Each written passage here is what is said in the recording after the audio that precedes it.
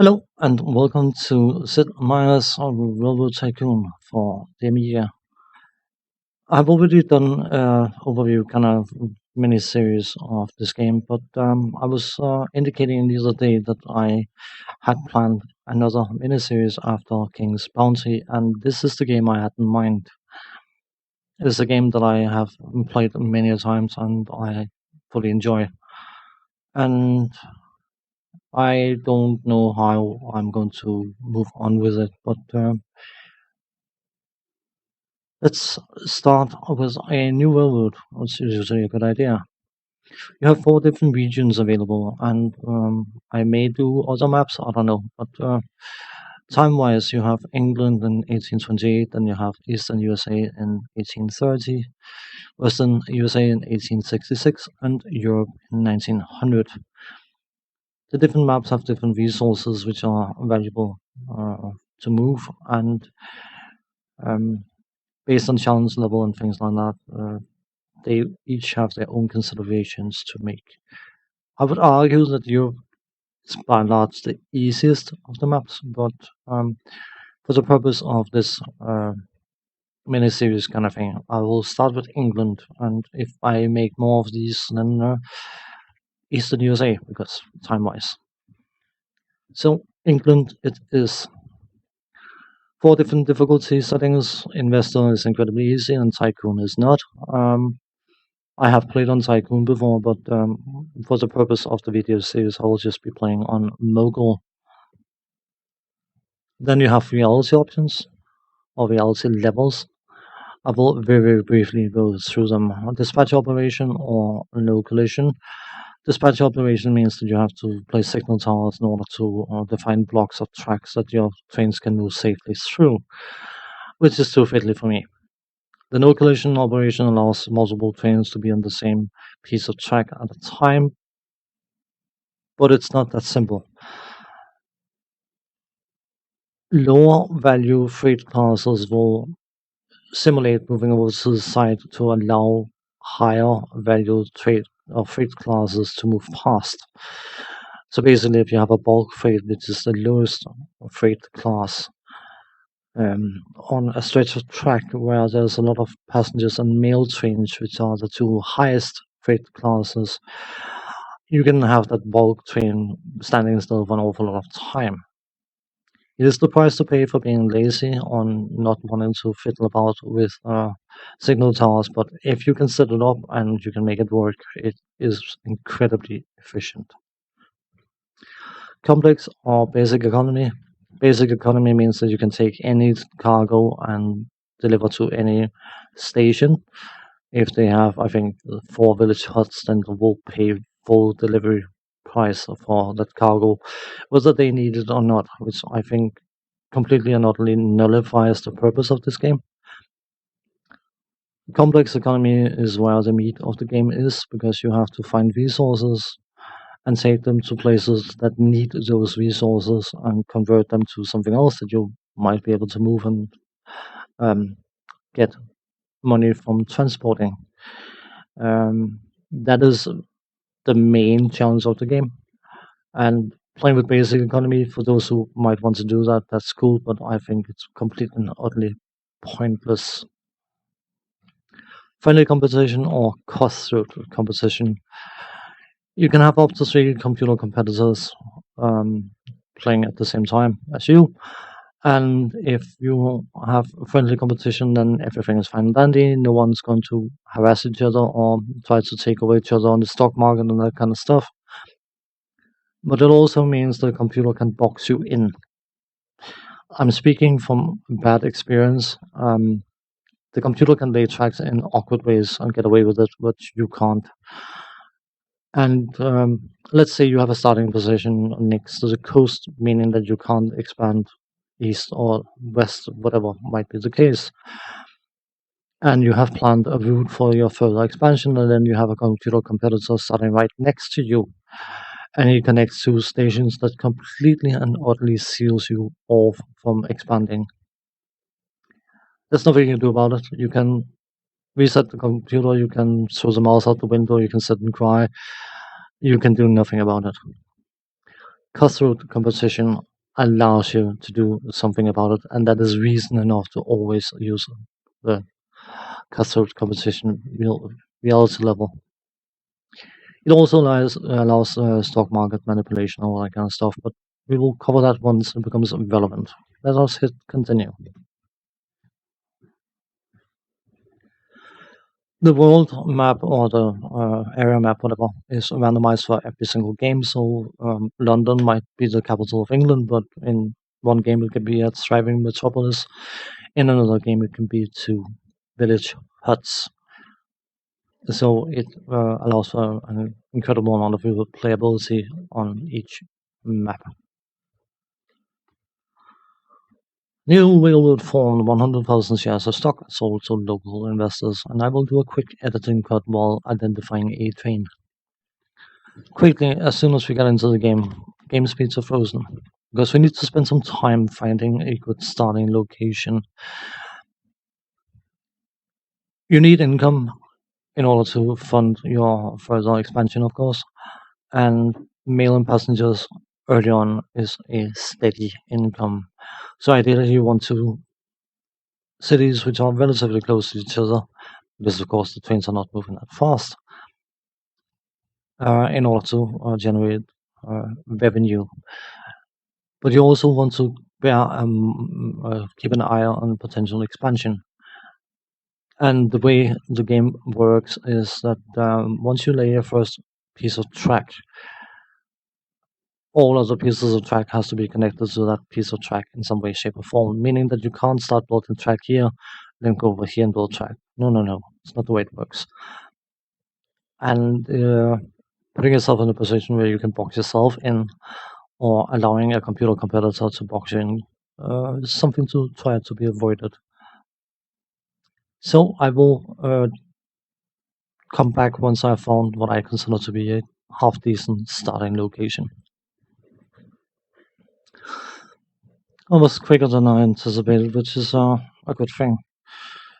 I think I found a decent starting location, and I will quickly go through why I think it is a decent starting location. You can see London, by the way, is yeah, that is London. There you go.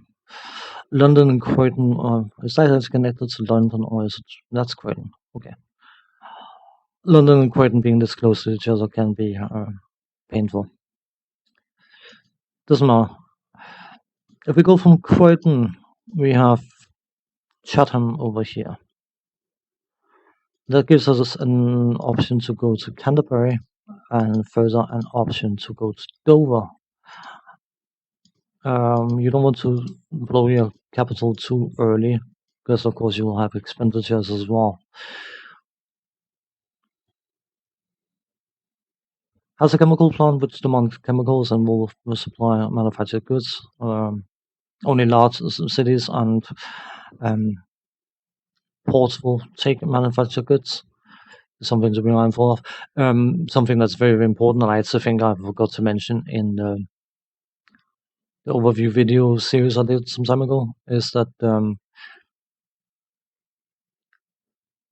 if you have something like this that supplies manufactured goods, if you deliver chemicals to it, if the city itself would like manufactured goods, it's not going to take the manufactured goods you have made in that city and use them. No, no, no, no, no. You have to get manufactured goods from somewhere else and bring them to the city, which perhaps seems a bit awkward, but that's the way it works. Anyway, we have Hastings down here somewhere. Haven't we? Yeah, but yeah. The cities will grow over time as you have your railroad going. So, can we expand on this side of the river? We would need to cross.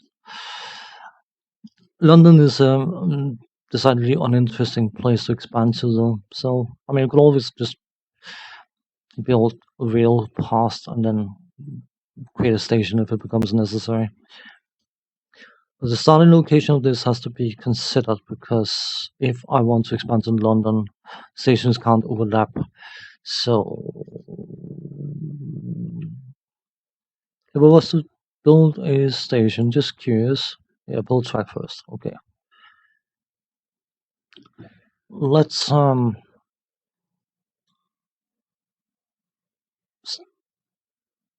it from here. I think this is a good location. You can still build track with the game being frozen. I'm fairly sure it changes the game speed to slow. No, it doesn't. Cool. Good. So let's see. What will a station do here? Just curious. The station will reach all of the villages. Cool. Good to know. You want to avoid as many twists and turns as possible. So where do you want to? I think. Hang on, that will be two. I just need to think. Placing that around here would be good, I think. So if we say here and then we go left, left, left, left, left, left, left, left, left, left, and that should line up there. 1, 2, 3. Okay. 1, 2, 3. I would want to double check at all times. Okay, cool.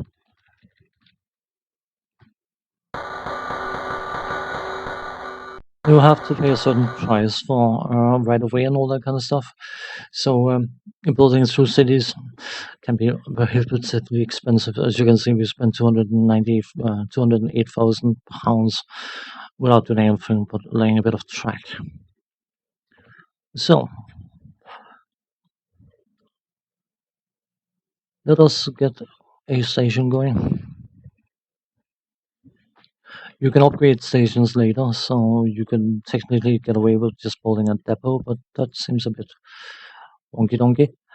Um, how you line your track up is also important because you don't want to be in a position where you can't um, expand further. We can go straight up from here, which means that we can make a straight bridge. I'm fairly sure the game will not allow you to make angled bridges, but bridges are very, very expensive and they can get washed out. Bad for business. So let's build a station in Croydon, and we will build a station. Supplies 5 years, 5 cars per year of mail and 8 cars per year of passengers. It demands mails, passengers, livestock, textiles, and chemicals. Cool. Then we need a destination station, of course, and that's not what I meant to do. What I meant to do was to say, it's not.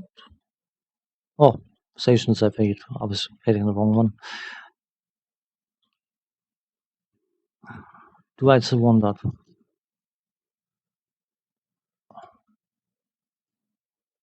That supplies livestock, and we can't get rid of it. I'm going to just move this one and then build the station here instead. Because that way, if we expand to the terminal at one point, we will get it. But as it is for the moment, nothing. 3 cars per year of mail and 4 cars per year of passengers. Demands mail, passengers, livestock, textiles, coal. As you can see, even though it demands livestock, this one does not count as supplying the same local area with livestock. So maybe a bit wonky for people, but it is what it is.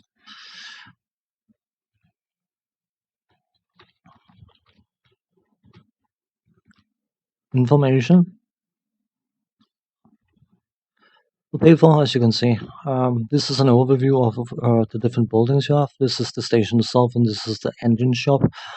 Your first station comes with an engine shop, and that's why it costs 100,000 more than the listed price, because an engine shop will cost 100,000. The engine shop also work as a maintenance place. So as long as you have trains passing through an engine shop or a maintenance yard, they will be maintained. But if you have stations out of the middle of nowhere and they do not have access to either an engine shop or a maintenance yard, then they will start breaking down and all that kind of stuff. So because of the distance between the two stations, we technically don't need a maintenance yard at the other place just yet. But let us get a choo-choo going. Build a new train. The planet is our only available train.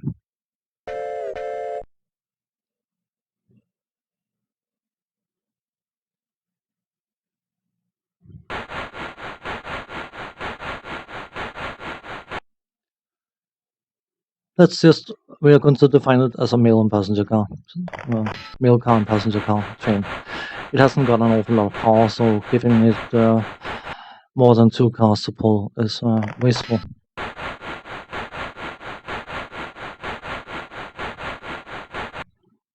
No thanks. We can just click out of this. Come on. Engine info.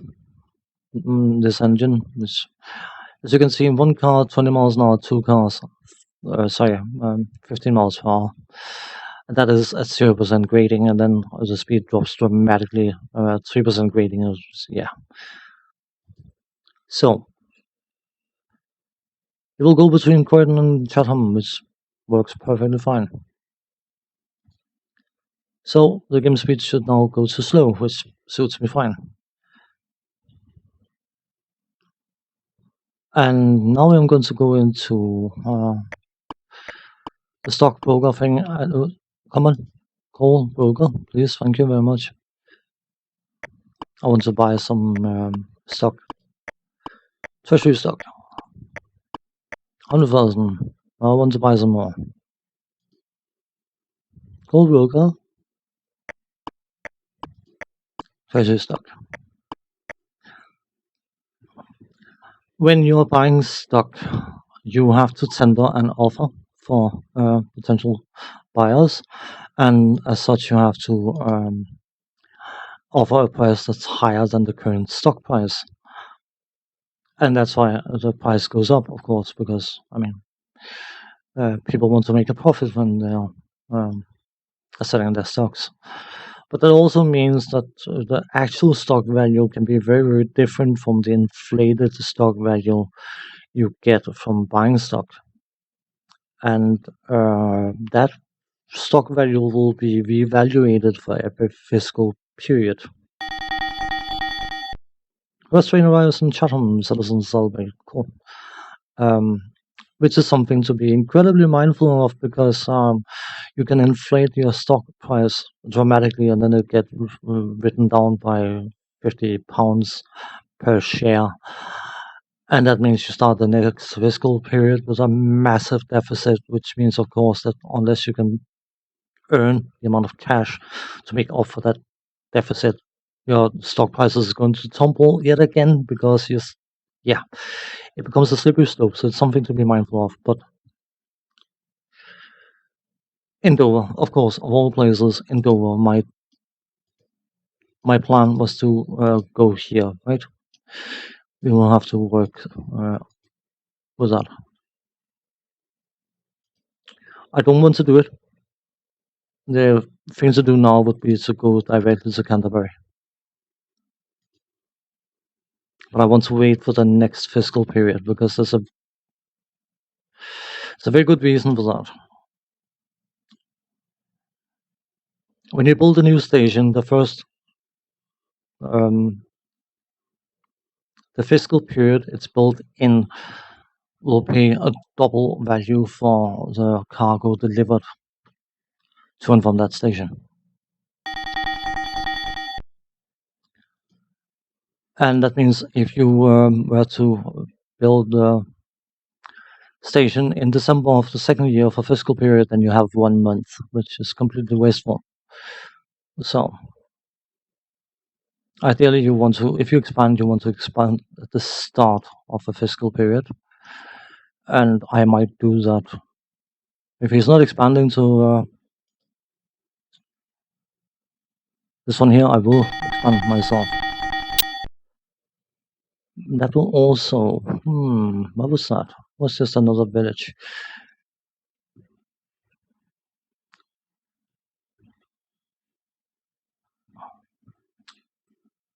Let's wait for the fiscal period to run.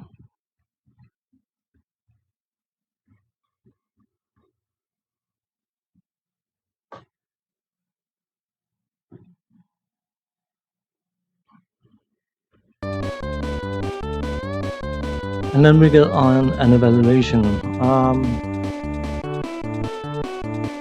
Revenues $202,000, operating profit, we lost £10,000 on the stocks.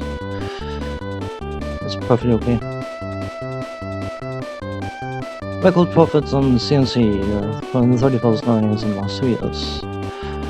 History, blah blah blah, okay. Stock rises from 12 to 15. Okay. Cool.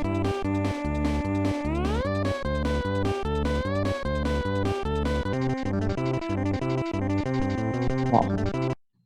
So let's set game speed to frozen, and then I will call this apart here. And when we come back, we are going to do a bit of fiddling because we want to go to Canterbury before he expands to Canterbury. Hopefully, he will not start his career by hammering a Union station. He might. You never know. But Canterbury, here we come. Because I need to nick it before he does it. May have to get ourselves into a bit of debt to pay for the tracks and station and all that kind of stuff. But next time. So thanks for watching. Take care. See you then. Bye bye.